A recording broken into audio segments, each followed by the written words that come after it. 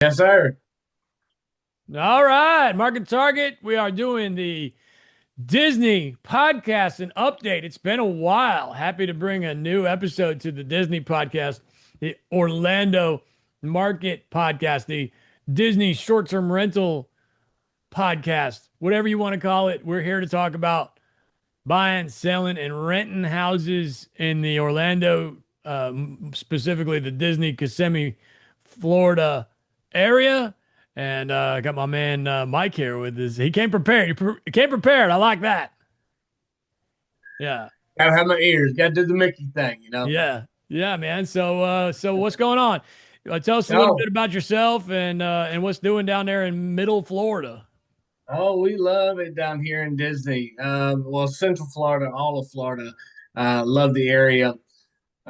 Free snow removal all year. It's a great thing to have. So all you have to do is watch out for the storms blow through every once in a while, but not bad. Yeah, Disney's a great area. You've got a lot of people coming to the area all the time. So although there's lots of inventory, there's also lots of houses. And the reason for that, you got a lot of people coming to Disney. So it's important to have a lot of choices for these people, whether it's a two-person or a family of 14. We've got a spot for everyone. Yeah, which that is a main, probably the main reason why you would rent a house rather than staying on property. And I do want to mention that I'm a huge Disney fan. I do like to stay on property when I go there with my family. We are a family of four, so it works pretty okay for us right now as the children are young. But as they get bigger and as more family members come, then you start looking for other options. And once you get up into the larger rooms on property, things get expensive. Disney's expensive. And sometimes folks look off property to mostly help with costs, but also for, larger properties. And you can have a swimming pool of your own in the backyard. In a lot of cases, that's a pretty common thing in your market. So just to touch on that, I do personally, as again, a guy that goes to Disney all the time with my family and I live in Florida as well, in Northwest Florida. To me, staying on property, you can't beat it until you start to get a little bigger. You got a bigger family, a little older, and also if you're trying to save money, because you can get way more bang for your buck off property. Say in a townhome, you could get maybe a three-bedroom townhome for, a lot of cases less than something at, say, like the All-Star resorts on property. So you got rooms for everybody in your group, and then you got a kitchen, and you got a lot of times that'll even have its own swimming pool. So it's got a lot Yeah. of advantages. The downside, of course, which I have no problem getting into as a Disney fan, is that you do have to do some driving. And there's also, you do, in most cases, you're going to lose your, on property privileges like rope dropping or early, or getting in early to the property. You're going to, you can get in an hour early, give or take, depending on the property, which park you're going to for staying on property. You would lose that. Um, but I don't know. I don't know that everybody's as crazy as me and wants to wake up at 4 o'clock in the morning and go do all that. That's a lot of work. But so yeah, I mean, what you tell me? Am I on the right track here? What would make somebody rent? Let's talk with just rent besides buying and selling one of an off property like a Windsor Hills type of a property versus staying on the property. Yeah, Windsor Hills is a great example of why you'd want to use an off-property location. Windsor Hills has a little bit of everything: two-bedroom condos, three-bedroom condos, three-bedroom townhouses, single families, and the prices go from mid to upper twos for the two-bedroom condos. The three-bedroom condos are upper mid to upper threes, that townhouses upper threes low fours, and then single family typically 6 to 7.5 depending on what's going on. But those are great properties. And what's really great about Windsor Hills is it's kind of a resort all to itself. So you go on property at Disney, you do all that, but sometimes you just want to get away. So Windsor Hills has got a water park. It's got playgrounds. It's got the community center's got a video area, a movie area, game rooms, a little snack bar area. It's got everything you need. So you go to property, come off property, and let's say it's raining, or it's it's Florida. It's going to rain every day for 15 minutes throughout the day. So you come in, you're at the property on the at Windsor Hills, and you want to do lunch, and then you're going to play in the pool, and then maybe you go back and watch the fireworks. Fireworks are amazing at Disney. You got to check those out. And then you come back to the house, and then the kids are playing in the pool, and mom and dad are having a beverage out by the pool or sitting in the living room just talking. So it's a great area to be in. I read that it's $40 to $55,000 a day for the fireworks. Well, I should say I don't pay that. no, no. I should say, I should say per night is what Disney's spending on those fireworks. And I'm actually, to be honest with you, I was expecting it to be a little higher than that. Total annual budget for fireworks alone is 40 to $550 million. Wow. It's That's quite a show. When my parents lived in Claremont and Kings Ridge, we would stand out in Claremont. We're talking 20 miles away, and you could see those fireworks flying off. It's amazing. So when you said condo versus townhouse, paint me a picture of what I'm looking at. I don't expect you to be able to pull something up on the fly like that, but like, I mean, is it like an old school Florida style condo? What is like visually, what does it look like a condo versus the It, townhome? it's are they so in we're going to focus in on Windsor Hills. They're a great little community. All right, they have 8 condo buildings. Each one of those buildings has, I think, about 20 condos in each one, and they're 2 or 3 bedrooms. So it's a large 3-story tan brick building. It's got elevators and everything inside of it, and one set of them overlooks the pool, and then some of them don't. So you've got elevators, you've got stairs, you've got access. What you don't have is your own private pool. Now, not a big deal. It's walking distance to the big pool, but that's one thing that if you don't want to deal with the pool or you just don't want the hassle, the expense, get a condo. I see. And so the townhouse is not going to have well, it's probably not going to need an elevator. You got like your own private Right. entrance and then also in a lot of cases the pool it will have a pool. Yeah. Oh, yeah, absolutely. There's 200 townhomes there. Every single one of them looks like every other one outside. Now, of course, you can have your little kick ups. You want the end unit, or you want the one overlooking the pond, but they're all basically the same. They all do really well. There's a 3 bedroom, 3 bath townhome. Now, if you go on AirDNA and run the numbers not going to look so good, because it's a large scrape. But if I've seen real numbers on people that will run, and the numbers are much better. The possibility exists to have a good income producing property if it's well run. I totally agree, and I do think that this market is under everything. I think that if you're in a situation in life like we are, where you have little kids and you're trying to get like Disney's a part of our lives, big time. We are huge fans.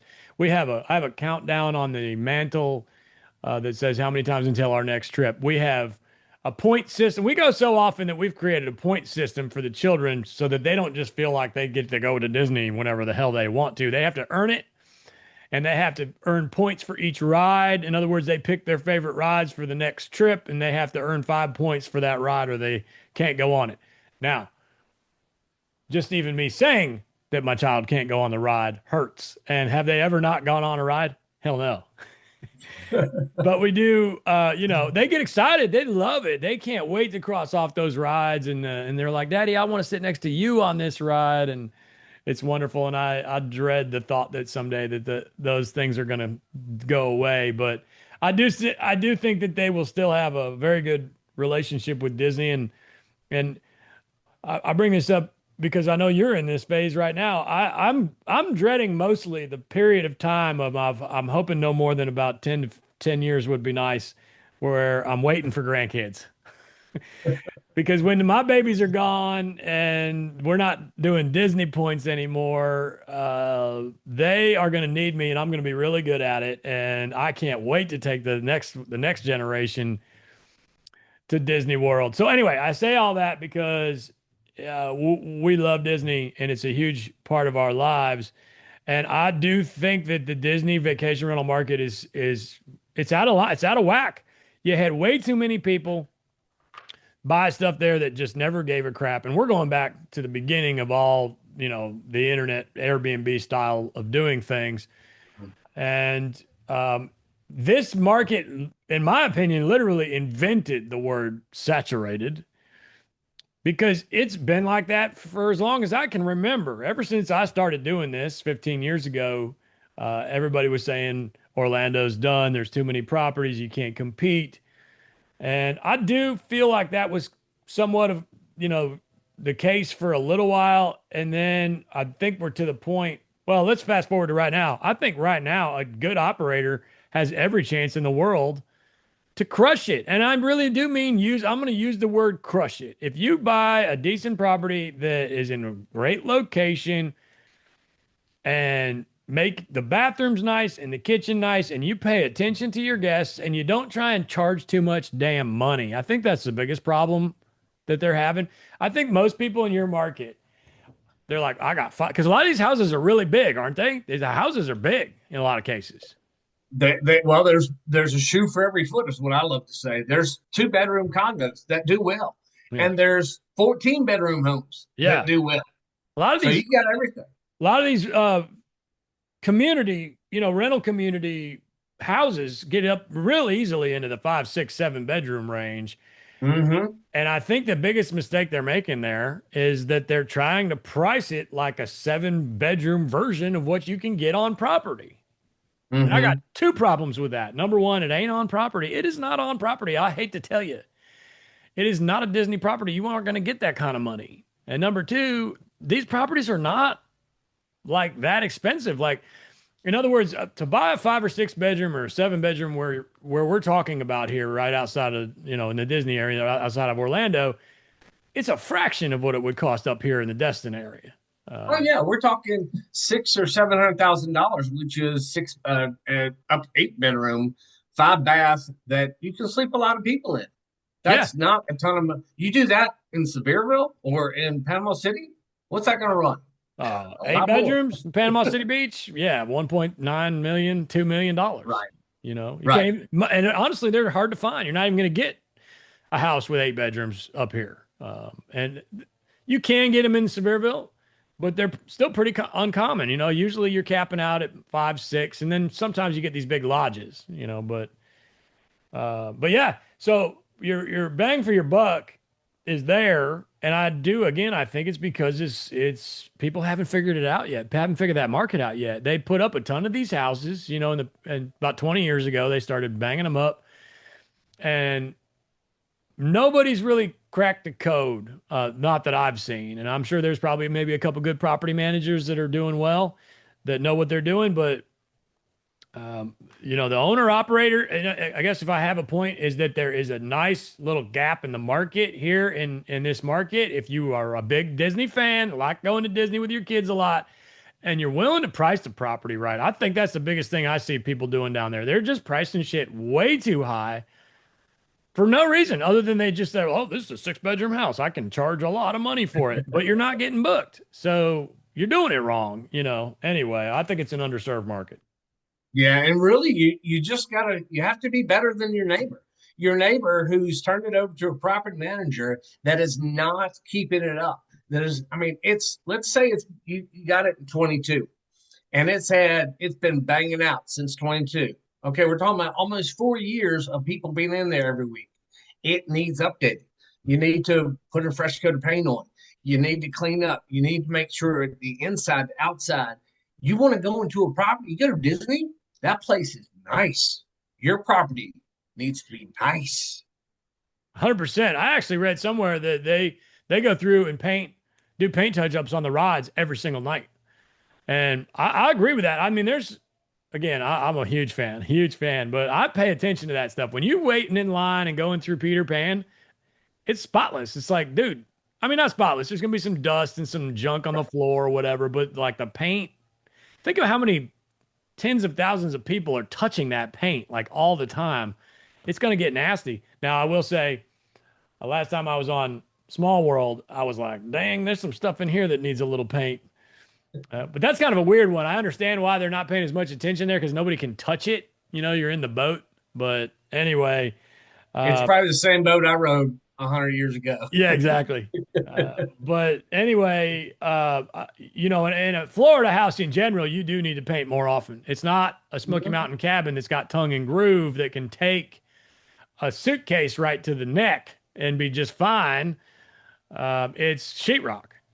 So, especially if you got a staircase and you're Oh yeah, 100% right. You know, if you got carpet. yeah, forget it. It's getting beat up. So you got to get in there and paint that. I paint staircases, you know, every year, sometimes twice a year if I need to, because they get beat up hard by the suitcases going up and down. So yeah, you got to pay attention. Work that into your budget. Obviously, you know, paint job's not cheap on a 7 bedroom house. Right. But that's a good point.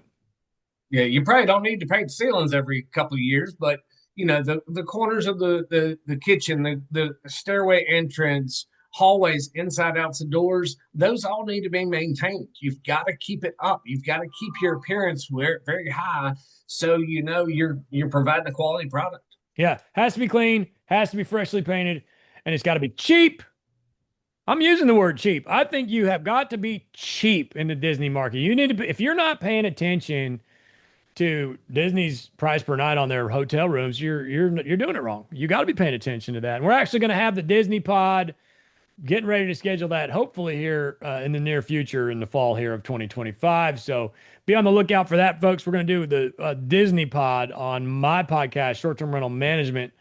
Mike, you'll be in on that whenever we finally get around to scheduling that. Should be not too long. So you talked about prices a little bit, and they seem to be getting a little bit more favorable. What's going on?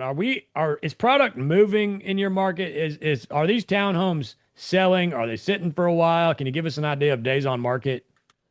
Yeah, well, things are selling if they're appropriately priced.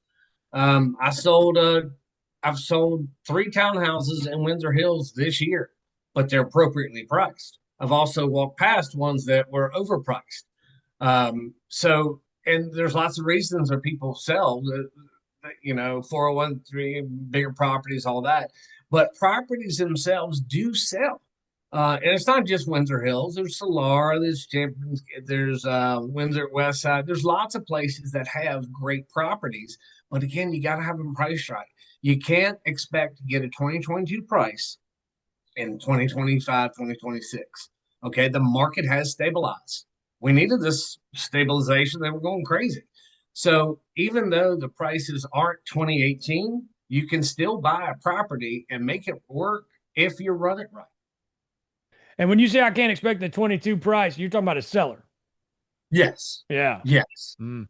Yeah. So The seller, if you bought it in 2022, the prop and all you did was run it for 4 years, the property will not improve.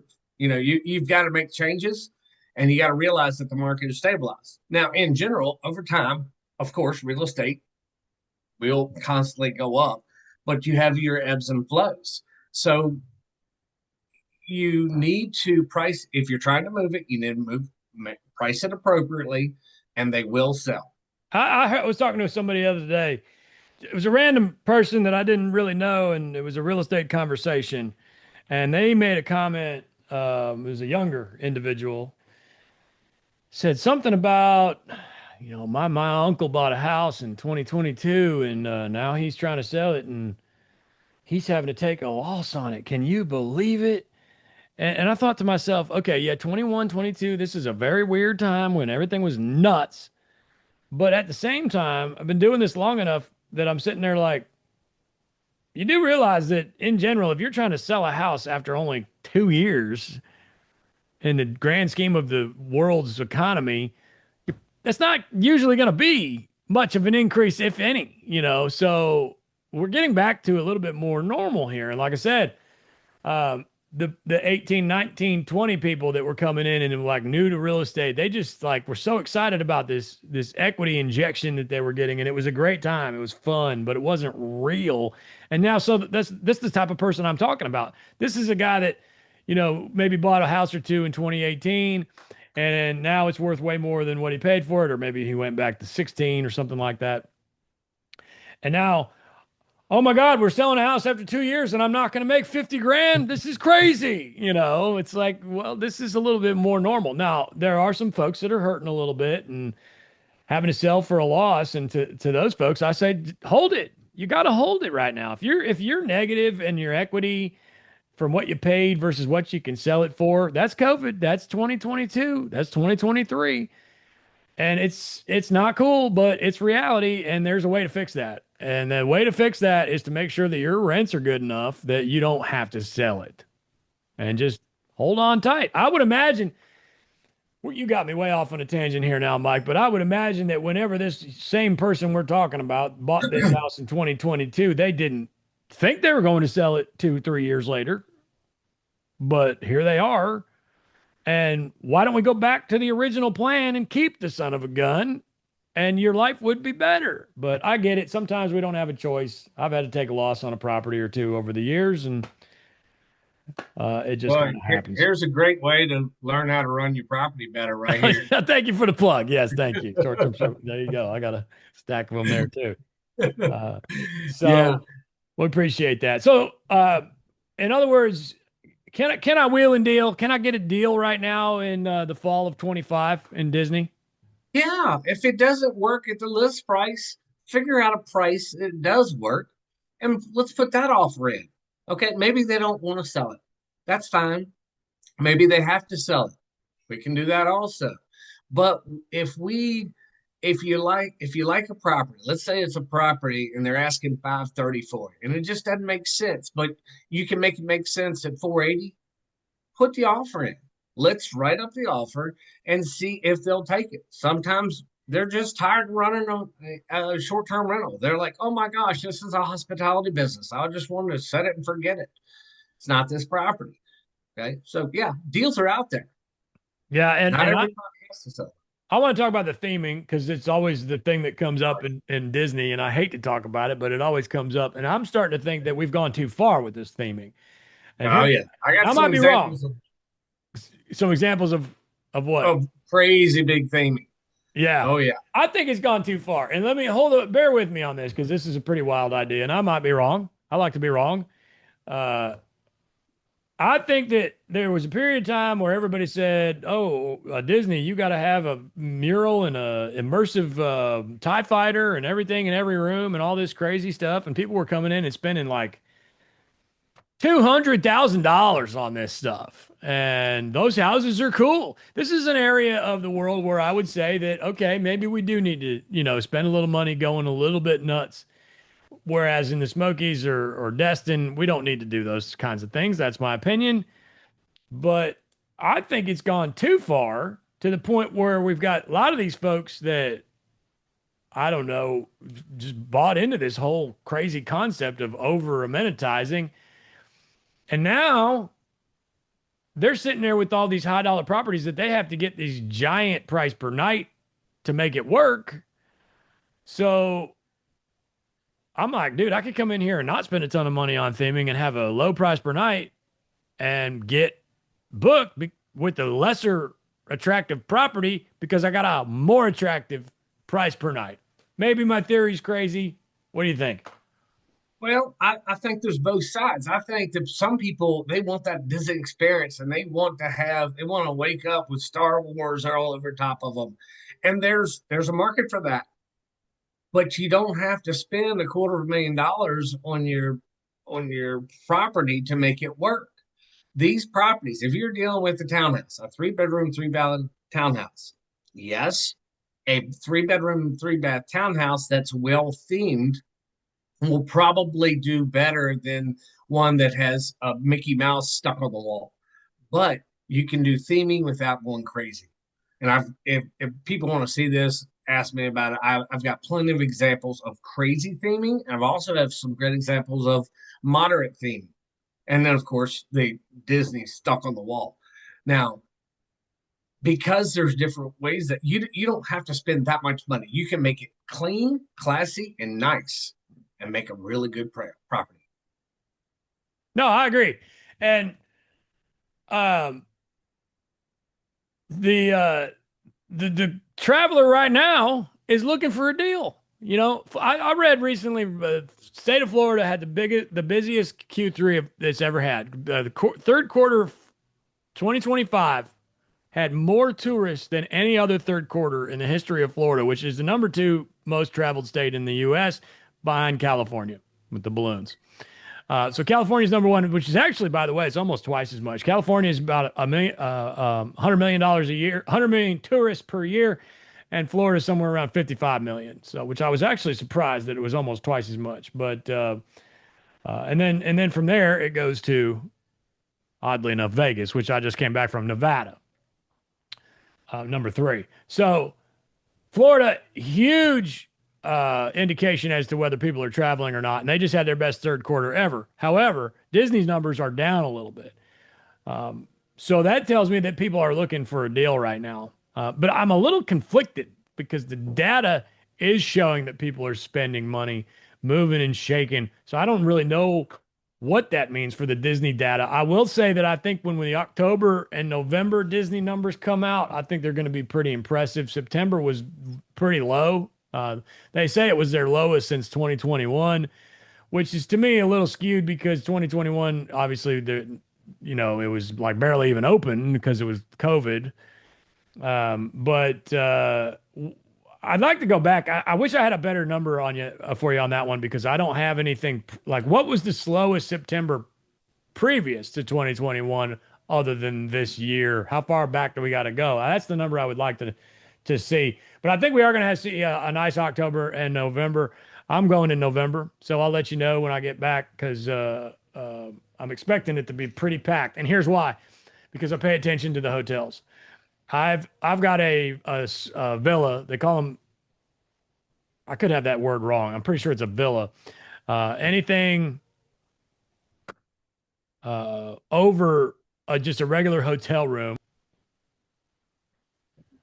is called a deluxe villa. So anything over just a regular old hotel room with two beds in it or one bed in it, they call it a deluxe or a deluxe villa. And my next trip, the mother-in-law is coming, and we do have a studio, which is still a deluxe villa, but it's a studio. So it's basically just a hotel room with, it'll have like a little mini kitchen kind of thing, and it'll have like a bed that, what do you call those? It comes down from the wall. Murphy bed. Murphy bed. Yeah. And the more I get to thinking about it, the more I'm thinking maybe we need a second bedroom.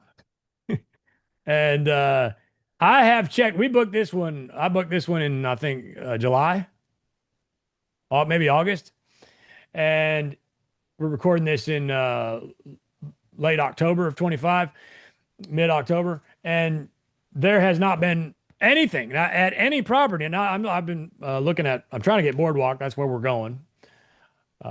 And there's not been one property at Boardwalk that's bigger than the studio. And there's not been at any other on-property resort either. So that's where I'm like, where the hell are these September numbers coming from? If it was that slow at Disney, then why the hell is November so busy? Because I've been looking literally like almost every day trying to find a damn room and they don't have anything, which again, then maybe you start to look off property, Right.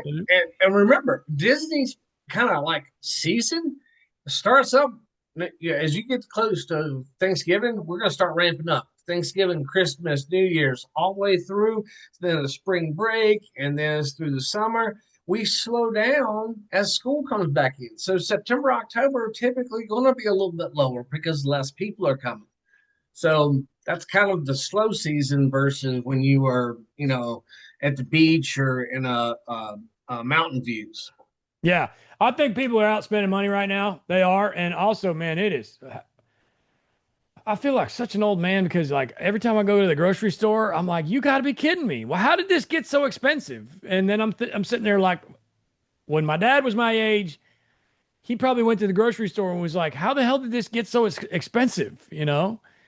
And honestly, it's not even done the same way anymore. I just Instacart everything all the time, and now when I go to the grocery store, I actually look at how much it costs because it's right in my face, and I'm like, "Good night." And the same thing with we like I said, Vegas. We were just in Vegas, and it was $9 and change for my coffee for just a regular old uh coffee at Starbucks.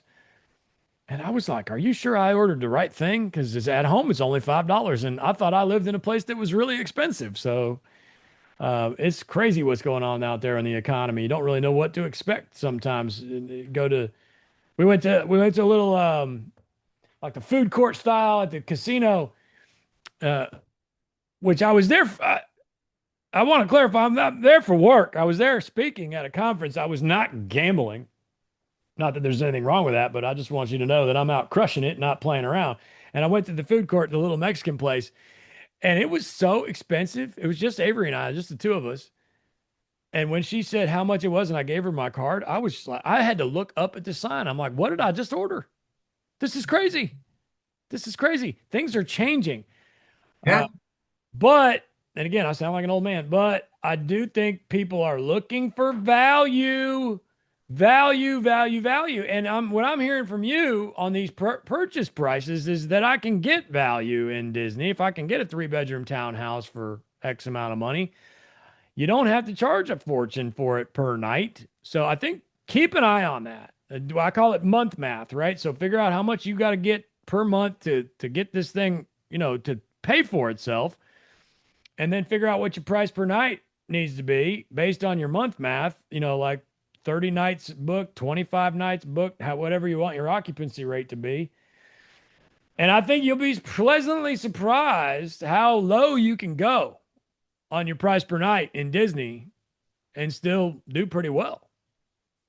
Yeah, absolutely. The old enemy method coming up there, see what they're going for, see what they're really renting for. Use that. If you you got to read the book. Yeah. Uh, I'm going to talk a little bit about days on market, and in your area is sitting right at 75 days as of August in Orlando. This is a difficult statistic because Orlando's a big city. It is. But we're looking at 5.77 months of inventory currently on the market. This was as of about a month and a half ago. That's the Hmm. most recent data we've received, and of course the government shut down right now anyway, so we're not going to get any new data. But that's pretty common. It's fairly healthy. We would like to see a healthier, I think, a very, very healthy, what you're looking for nationwide, including primary homes, which is the bulk of all single family residential real estate, closer to 45 to 60 days on market. So that tells me that things are not moving and shaking a whole lot in your market, and it's probably a pretty good time to be throwing some offers around. Absolutely. Absolutely. There's properties that have been sitting out there for a while and they're sitting because they're overpriced. So, like I said before, if it doesn't work at the price it's at, make an offer. Let's see if we can make something work for you. Some people, I've got a property I'm closing on 2 days that we made an aggressive offer that was accepted. And the lady has it says several short-term rentals and she's going to retirement. She's just slowly phasing out of it. Okay, can you give me real numbers? What was the asking price? 530. How Excuse me, many 520. how many bedrooms? Uh 5 bedroom, 4 bath, excuse me, 6 bedroom, 4 bath, townhome, Solara, 480. 480 what? That's what we offered and she accepted. And what was the asking price? 530. Okay, so 50 grand off of what the asking price was. Had the home had any price drops previous to that? No, Uh, she owns it free and clear. She just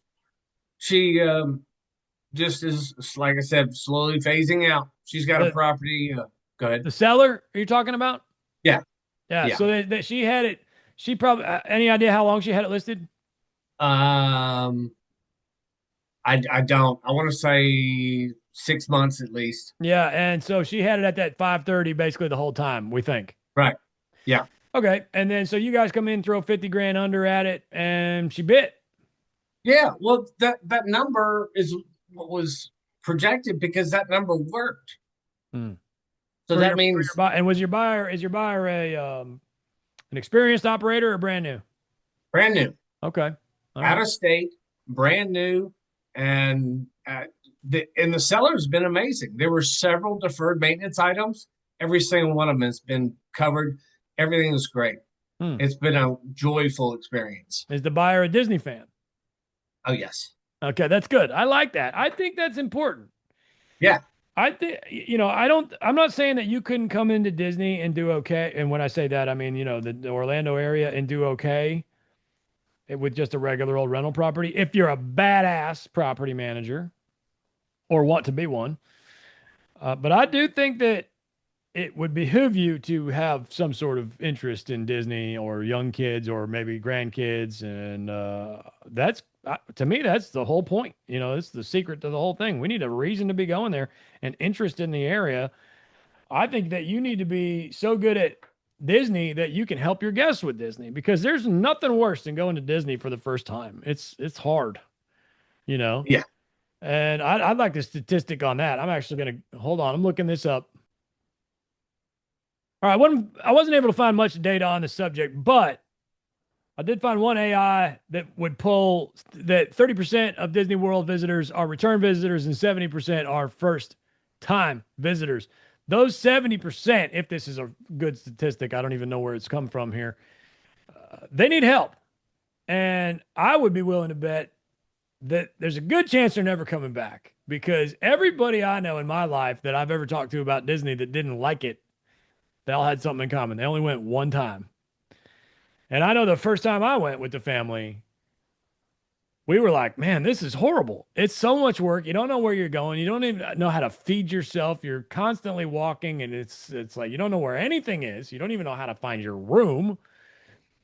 And then you get better at it. And we just kind of dedicated ourselves to getting really good at it. And now we're a symphony. Like if you go to we're taking her mom, Avery's mom, for the first time November, and I can guarantee you she's going to be like, this was the greatest day of my life. This is the greatest time I've ever had in my life because when she gets off the ride, I'll be like, please go this way. You know, we need you to Yep. take, we need you to take 127 steps this direction. And okay, right now we're gonna walk over here and we're gonna get an ice cream sandwich and then we're gonna go that way because everybody needs a refresh. We even know when to give people ice cream because we've been there so many times that we know that if this ice cream break doesn't happen, people are gonna get cranky, you know. And they don't even know they need an ice cream break, but we do because we've been here enough times and we've been in this exact spot at this time of day enough times to know that it's time for you to get yourself a little whatever, some pink ice cream with sprinkles on it. Yep. And So if you're staying on property, you got to know which parking garage to go to. boom. Which one? Do you go to orange? Do you go to lime? Do you go to grapefruit? Which one do I go to?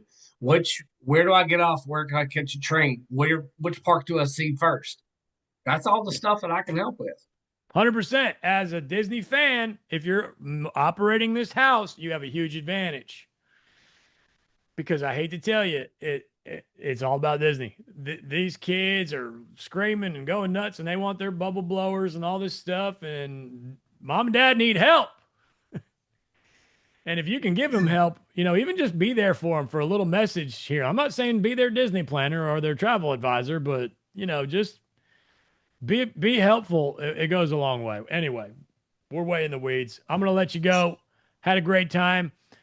You got me fired up for the Disney pod, which is coming soon. It's reminding me. I'm gonna write that down right now. I would like to get that scheduled ASAP.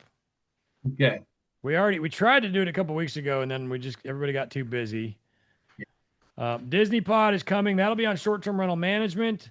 And I'm so psyched to be able to provide an update here to the Orlando short-term rental market podcast. There's the ears. let Nice. me I gotta put those back up there on blur here. There we go. There it Do is. the ears. We're talking. All right, Mike, how do we find you? Easy, Mike. It's short term shop. I'm easy to find. Mike at the shorttermshop.com. Yes, I'm Luke. sir. I'm Luke at the shorttermshop.com. Thank you for hanging with us on the Disney Orlando short term rental podcast. Happy to help. Good to